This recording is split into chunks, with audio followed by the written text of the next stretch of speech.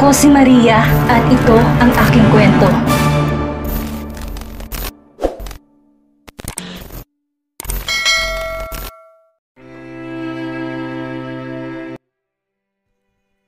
Hapon na, subalit wala pa rin ang hinihintay ni Max na reply sa emails niya sa Aura Project team. It has been days mula nang huli siyang may makausap mula sa project. At kahit na okupado ng ibang mga bagay ang isip ng binata, hindi niya makalimutan ang tungkol sa proyektong iyon.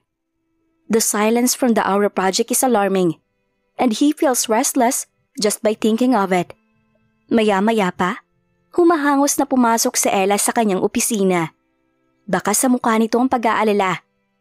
"Sir, you have to see this." Anito bago ibinigay ang iPad nito sa boss. Mayroong video clip doon na nakapost. Nang i-play ng binata, nakita niya ang isang news. Tungkol iyon sa MOA signing between Gold Development Company at sa Aura Project. Napatayo na ang binata. Kumabog ang dibdib. Hindi niya maintindihan ang mga nangyayari. Dahil halos ilang araw pa lang nang sinigurado sa kanya ni na Mr. Jones at Mr. Smith na ia-award nila sa GDC ang project. Did they lie to him?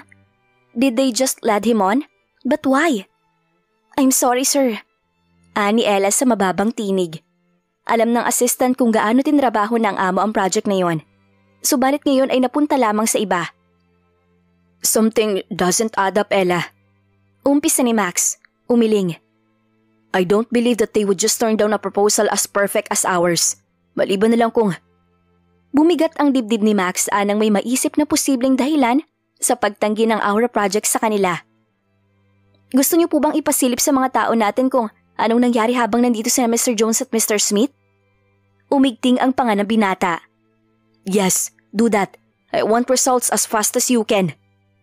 Anang binata bago dumiretso sa minibar ng kanyang opisina at nagsari ng alak sa crystal glass. Samantala, sa marketing department ay mabilis na pinuntahan ni Erica si Demi sa mesa nito. Ngayong alam na ito ang totoo, mas naunawaan nito si Demi at nawala na rin ang kaunting tampo nito sa kaibigan. "Demi, nakita mo na ba to?" Bulong ni Erica sa kaibigan. Mabilis na ipinakita ang kumakalat na news clip tungkol sa MOA signing ng GDC at ng mga managers ng Aura Project. Napasinghap si Demi. Kumabog ang dibdib. "Pupuntahan ko si Max." Bulong ng dalaga bago nagmamadaling tumayo sa kanyang upuan at lumabas ng opisina. Tinakbo ng dalaga ang lift. Mabuti na lang at agad siyang nakasakay. Nang marating niya ang executive floor, agad siyang dumiretso sa opisina ng asawa. Natagpuan ni Demi si Max na nakatalikod sa may pinto. Nakatayo sa glass wall panel ng silid at tinatanaw ang kabuuan ng syudad mula roon. Agad na nalungkot si Demi para sa asawa. Kaya naman ay unti-unti siyang lumapit dito at magaan itong niyakap mula sa likod nito. "Max, I came as soon as I heard the news." Umpisa ni Demi, lalong humigpit ang yakap sa asawa. He felt stiff under her arms. Alam agad ni Demi na nagpipigil ito ng emosyon. "It's not supposed to be this way." Ani Max sa mababang tinig. Bakas ng hinanakit sa tinig. "I'm sorry, Max. Alam ko kung gaano kahalagang project na to sa'yo. Sa susunod, sigurado, ang GDC naman na makakakuha ng project." Pilit na alo ni Demi sa asawa. "Lola's dying. There will be no next time." Tahimik na sagot ng binata. Napahikbi na si Demi sa awa sa asawa. Alam niya ang Aura Project ang huling regalo ni Max para kay Doña Criselda. Subalit, "You did your best, Max. I'm sure Lola would understand. She is proud of you no matter what." Muling sabi ni Demi. Hindi na nakasagot pa si Max nang biglang bumukas ang pinto sa opisina nito at iniluwa ang bulto ni Ella. Agad na humiwalay si Demi sa asawa. "What did you find out?" Nagmamadaling tanong ni Max. Kuyom ang mga kamay. "Kumpirmado, sir. It's him. It's Sir Thomas." "That little piece of shit." Gigil na sabi ng binata bago naglakad patungo sa pinto. Max, saan ka pupunta?" Nag-aalalang tanong ni Demi sa asawa. Subalit ni hindi ito bumaling sa kanya. He just continued walking. "Bring Demi home, Ella. Make sure she is safe. Tell Jericho to ready our men. I will finish this once and for all." Ana binata bago pumasok sa lift. Oras na ng pagtutuos, naisip niya. Isang marahas na katok sa pinto ang pinakawala ni Max Nang sa wakas ay marating niya ang bahay ng tiyuhin na si Thomas. Kanina pa siya nagpipigil ng galit. Why? How could his own flesh and blood betray him that much? Tanggap niya na may galit ito sa kanya dahil nga naman ay mas bata siya rito, subalit siya ang namumuno sa GDC. But it's not enough reason na idinadamay nito ang GDC sa galit nito sa kanya. Ang GDC na ilang dekada nang bumubuhay sa kanilang lahat. How could he drag the name and reputation of their company just because he wanted to see him fall? Sir, wag po kayo masyadong magpadala sa galit. Alalahanin po ninyo. Sir Thomas, is he still your uncle? Paalala ni Jericho sa amo. Subalit imbis na kumalma, lalo lamang tumulak ang galit ni Max. Well, he should have thought of that before he tried to mess with me. Bumukas ang pinto ng malaking bahay. Subalit ang gulat na mukha ng katulong ang kanilang nabungaran. Nasaan ang amo mo? Tell him to come out instant. Marahas na utos ni Max. Subalit hindi pa man nakakasagot ang katulong, bumaba na mula sa hagdan si Thomas upang tingnan kung sino ang dumating. Nang makita ni Max ang tiyuhin, ay agad niyang tinulak pabukas ang pinto at nagmamadaling pumasok sa kabahayan. Tinumbok ang matandang lalaki na agad na pinanlakihan ng mga mata nang mapagsino siya. Max? Bakit anong… Shit, you? Anang binata bago mabilis na inundayan ng suntok sa panga ang tiyuhin nang tuluyan niya itong malapitan. Agad na natumba sa baldosa si Thomas. Nagtitila naman ang katulong at bumalik sa kusina upang humingi ng saklolo. But Max was unstoppable. Nasa sahig na ang tiyuhin, subalit muli niya itong sinuntok sa muka. Pinitserahan pagkatapos. Why? Why did you meet Mr. Jones and Mr. Smith? Why? Singhal ng binata. Sa mahilo-hilong huwisyo ay pilit nang umisi si Thomas. He had never seen Max that scared and disappointed in his life. Not even his father Hector. Si Hector na laging pinapabura ng mundo sa lahat ng bagay. Si Hector na laging bida ng pamilya habang siya na mas matanda'y laging binabaliwala. Hindi man niya nakitang naghirap si Hector, well ngayon, he can watch Max live a miserable life. Bakit? Masama bang makipag-usap sa mga kliyente? Bakit? Anong kinakatakot mo, Max? Na makita nila mga lihim mo? Bakit? Meron ba? Pilit na sabi ni Thomas. I don't have secrets, you rotten man. Gigil na sambit ni Max. Nagtatagis ang mga bagang. Talaga ba, Max? Paano mo ipapaliwanag ang pagputol mo sa ugnayan ng GDC kay Mr. Peng na mas inuna mo ang kapakanan ng hampas lupa mong asawa kaysa sa matagal ng ugnayan ng GDC sa organisasyong pinamumunuan ni Mr. Peng? Sandaling napadta ang binata. Lalong humigpit ang hawak sa kwelyo ng tiyuhin. Ano? Hindi ka makasagot?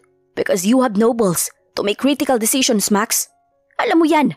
Alam yan ang lahat. And a project as big as the Aura Project doesn't need a leader as weak as you. Shut up! Ani Max, muling sinuntok sa muka ang matandang lalaki bago marahas na binitawan. Putok ang labi nitong muling bumagsak sa sahig. Papa! Sigaw ni Tom nang makita ang ama na nakahandusay sa sahig. Lumipad ang tingin ng binata kay Max na noon ay nakatayo sa tabi ng ama. What the fuck did you do, Max? Singhal ng binata.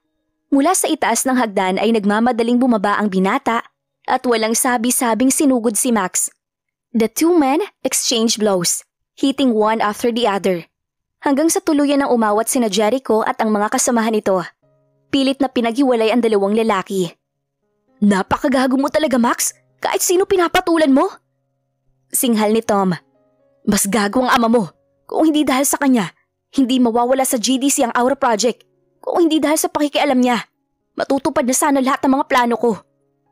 Sandaling pinaglipat ni Tom ang tingin sa ama at pinsan. Subalit na makita ang amang duguan at nahihirapan habang sapo ang kanyang muka. Alam na agad ng binata. Kampi siya sa ama kahit na anong mangyari. Kinausap mo nilang sana si Papa. Hindi yung sinaktan mo siya. Wala kang galang sa matanda. Your father is one rotten man, Tom. You don't know how any of the troubles I went through just to put up with him for the past years. Kung sa bagay, ano nga ba naman ang alam ninyo? Paggasta lang ang alam mo. Wala naman talaga kayong silbi ng kuya mo. Shit you, Max. Bawiin mo sinabi mo. Bawiin mo. Sagot ni Tom. Muli sanang susugod kay Max ubalit agad itong hinarang ng mga tauhan ng binata. Nasasabi mo lang lahat ng sasabi mo ngayon dahil nasa itaas ka pa, Max. Tandaan mo, Every high thing must come down. At kami ng pamilya ko ang unang papalakpak kapag bumagsak ka, Max. Max coughed. Then you'll have to wait for a lifetime to see that. Anang binata, bago tuluyang nagpatangay sa mga tauhan palabas ng bahay. Samantala, sa bahay ni Max ay hindi mapakali si Demi. Mula nang maghiwalay sila kanina ng asawa sa opisina nito, ay hindi na ito sumagot sa tawag niya. Please, calm down Miss Demi. Kasama ni Sir sina Jericho at ang iba pang mga tauhan. I'm sure they will keep him safe. Alo ni Ella sa asawa ng boss, na noon ay hindi mapigil sa pagpaparoot pa rito sa sala. Alam ko, pero hindi maalis sa isip ko ang kung ano-anong bagay. Pag-amin ng dalaga, muling nagparoot pa rito. Sasagot na sana si Ella nang tumunog ang cellphone ng assistant. Tahimik na pinagmasdan ni Demi ang pagsagot ni Ella sa tawag. Ilang sandali pa? Pauwi na raw sila. That was Jericho who called. Napapuga ng hininga ang dalaga, relief filling her chest. Miss Demi, muling tawag ni Ella sa dalaga. Seryoso. Inaanak po ni Mr. Peng ang Chinese Business League na si Carla Chua. Sinubukan po makiusap ni Mr. Peng kay Sir Max na iurong ang demanda laban kay Mr. Chua. Kaya lang tumanggi si Sir Max. Nang umalis po kayo ni Sir Max sa anniversary party, kinausap po ni na Sir Thomas at Mr. Peng ang mga bisita sa Aura Project. Tapos, kumurap si Demi. Pakiramdam ng dalaga ay namamanhid siya. Ayaw niyang isipin. Ayaw niyang paniwalaan. Subalit, iisa lang ang naiisip niyang dahilan kung bakit nagkakagulo ngayon sa GDC. Kung bakit nalagay ngayon sa alanganin si Max. Wala sa sariling naupo sa sofa ang dalaga at doon muling umiyak. Dahil sa kanya, kaya nagugulo ang buhay ni Max. Dahil sa kanya at wala ng iba. Panay ang hikbi ni Demi habang marahang dinadampian ng antiseptic ang sugat sa mukha ng asawa. Ilang minuto na rin mula nang makauwi si Max. At simula noon ay hindi na tumigil ang dalaga sa pag-iiyak dahil sa sinapit ng asawa. Dahil sa kanya. May ilang galos sa mukha si Max na bahagya ng nangingitim. Sinubukan itong kumbinsihin ni Demi na pumunta sa ospital upang doon magpagamot. Subalit tumanggi ito. Kaya naman ngayon, si Demi na ang pilit gumagamot dito. Kahit na patuloy siyang nakukonsensya sa sinapit nito. Demi, please, stop crying. Alo ni Max sa asawa. Bahagyang umuwi ng maramdaman ang paghapdi ng sugat sa itaas ng kilay mula sa gamot na inilalagay ng asawa. I'm so sorry, Max. I'm really sorry. Kasalanan ko ang lahat. Ani Demi, tuluyan ang nanlabo ang paningin dahil sa luhang kanina pa pinipigil. Kung hindi dahil sa akin, hindi magkakaganito, Max. Kung hindi… Hey, don't think that way. Mabilis na alo ni Max kay Demi. Agad na sinapo ang pisngi ng asawa. Nangyari ang mga nangyari dahil talagang masama ang intensyon ni Uncle Thomas. Kahit noon pa, noong wala ka pa sa buhay ko, he'd always find ways to demean and discredit me. Hindi na bago sa akin to, Demi. Pero kahit na, importante sa iyo ang Aura Project. You worked so hard for it and yet… Halos hindi maituloy ng dalaga ang nais sabihin. More than the guilt weighing heavy on her chest, iniisip din niya ang sasabihin ng mga tao kapag nalaman nilang siya ang dahilan kung bakit hindi na i-award sa GDC ang Aura Project at kung bakit tuluyang nagkagulo ang mga gerero. Sandaling pinakatitigan ni Max si Demi bago marahang kinabig payakap. Kahit nabigyan pa ako ng pagkakataong bumalik sa nakaraan, I will still choose to reject Mr. Lim's request. Mas pipiliin ko ang kapakanan mo, Demi. Higit kanino man. So don't worry too much about it. What happened today just gave me the opportunity to finally expose my uncle's wrongdoings. Anang binata, bumakas ang determinasyon sa muka. Napilitan namang tumingala si Demi. Anong ibig mong sabihin? Gagantihan mo si Sir Thomas? Max, sa tingin ko'y… Tama, ito na ang tamang panahon upang gawin na matagal ko na sanang ginawa. My uncle is not as noble as everyone thinks. It's time to give him a dose of his own medicine. Pero Max, baka malaman ni Lola at… She will understand, Demi. Trust me, Lola will understand. Ani Max bago muling hinaplos ang pisngi ng asawa. Napupunong ng samot-saring emosyon ang dibdib ng binata just by looking at his wife. Halos ilang linggo pa lang mula nang maikasal sila. But it seemed like his soul knew Demi for so long. Demi.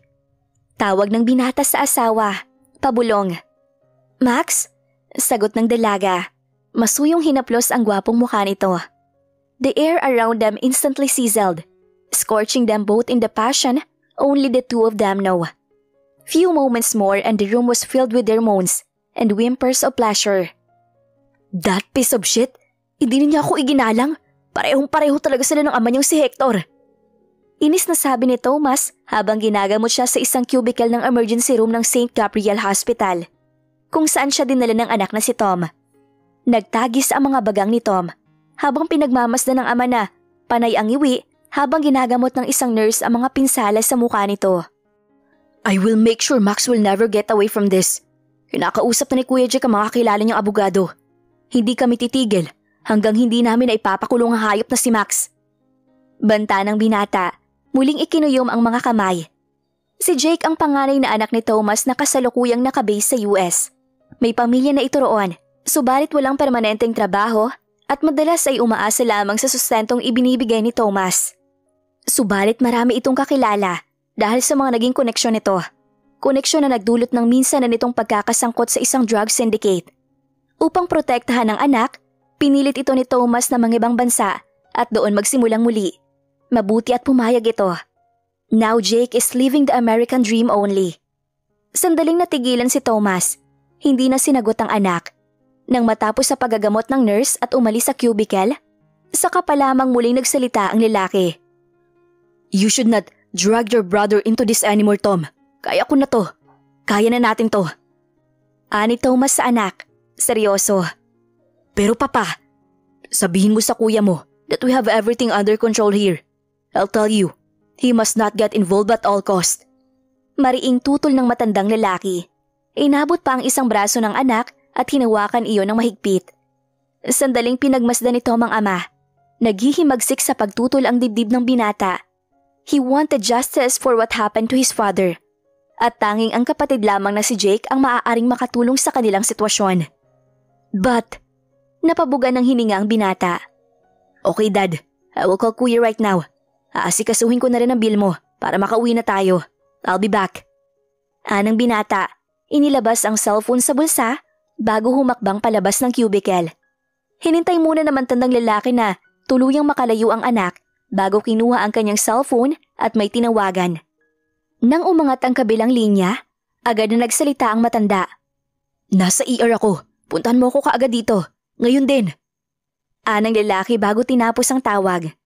Wala pang ilang minuto, muling nahawi ang kurtina ng cubicle na kinaroroonan ni Thomas at tumambad ang bulto ni Lucy. Naka-scrub suit ito, mukhang naka-duty, subalit isang utos lamang niya'y agad itong tumalima. Napangisi ang matanda.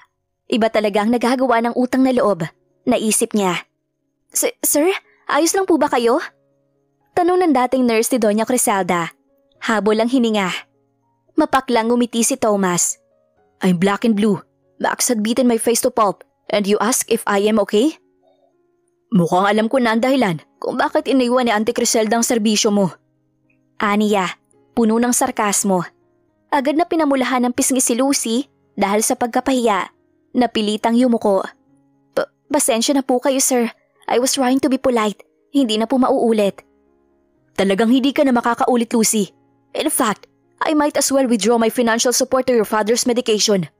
Maaari kong magamit ang perang inilaan ko para sa pagpapagamot ng tatay mo sa ibang mas makabuluhang bagay. Napasinghap ang dalaga. Agad na nag-angat ng tingin sa matandang lalaki. Sir, wag po. Hindi po makakaya ng katawan ni Itay kapag hindi siya nagamot. Baka...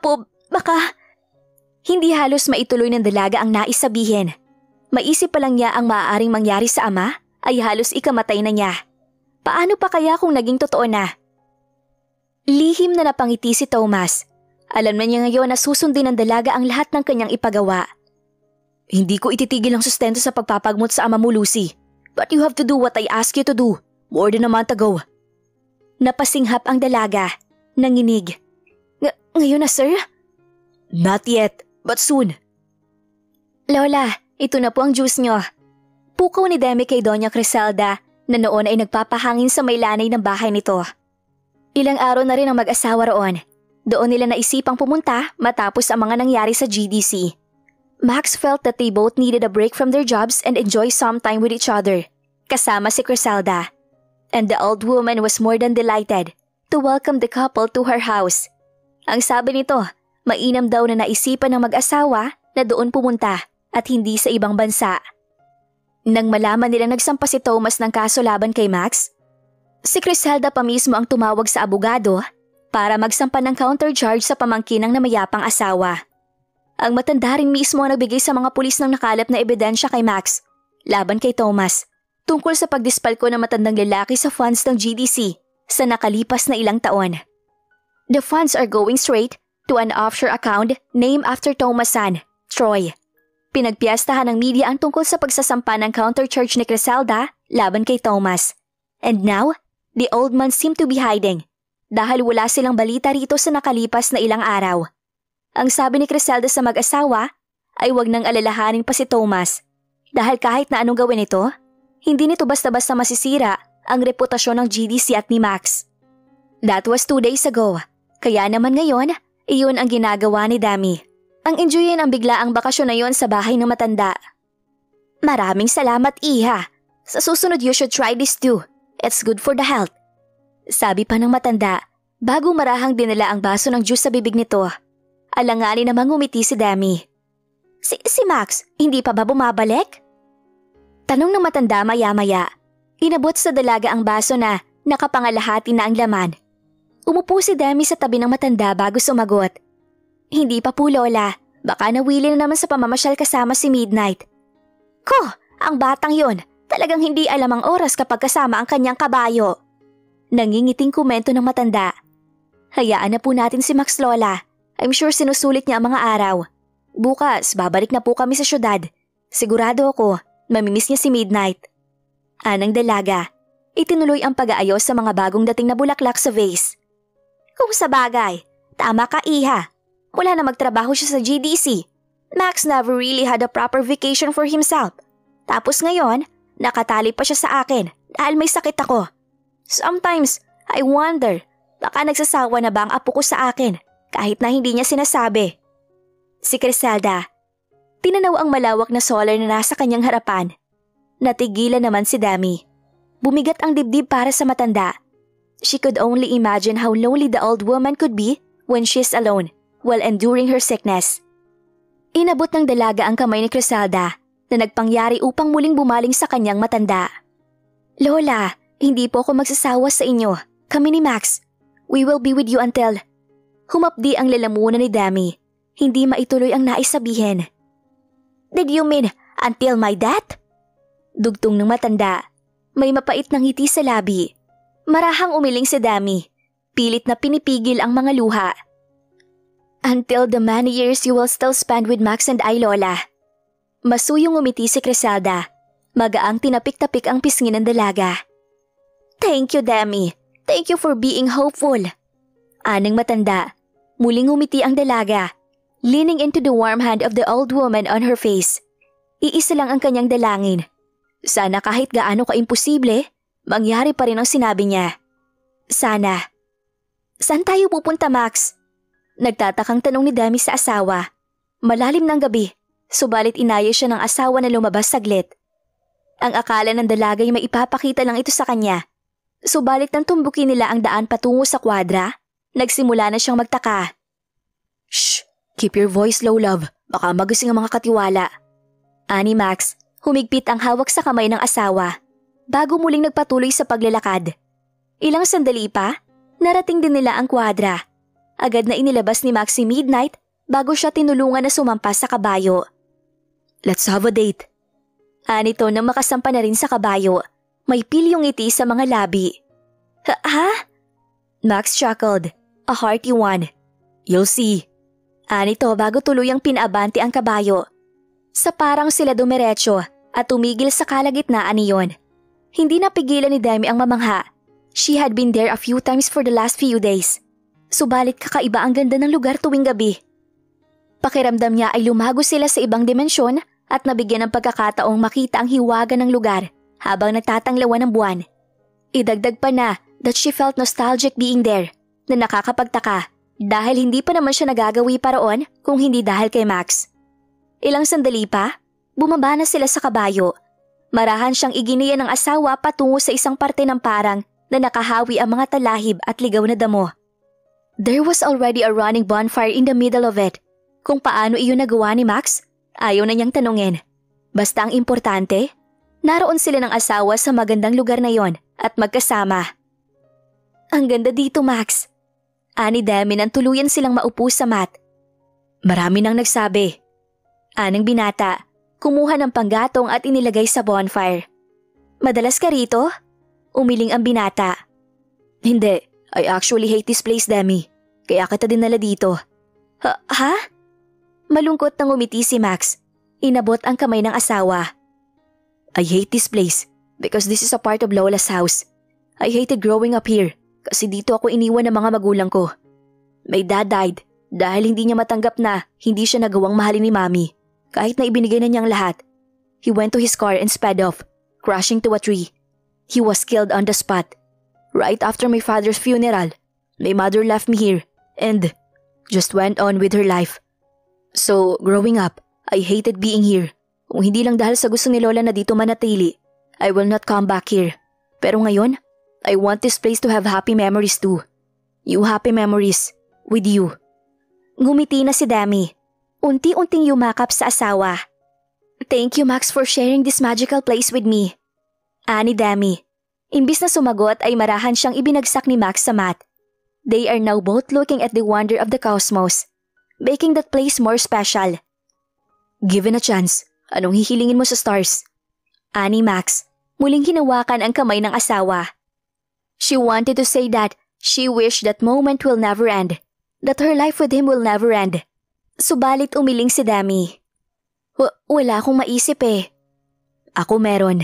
Ani Max, bumaling sa asawa. I wish, you and me, always. Ngumiti si Demi. Lalong nag-umapaw ang pag-ibig sa asawa. Ilang sandali pa, muling nagningas ang apoy ng pangangailangan at sabay silang natupok sa ilalim ng tanglaw ng buwan. Ano kaya ang mangyayari ngayong nasa mabigat na problema ang pinagdadaanan ni Max dahil kay Thomas? Ano ang gagawin niya para makabawi at hindi tuluyang bumagsak? Yan ang ating aalamin sa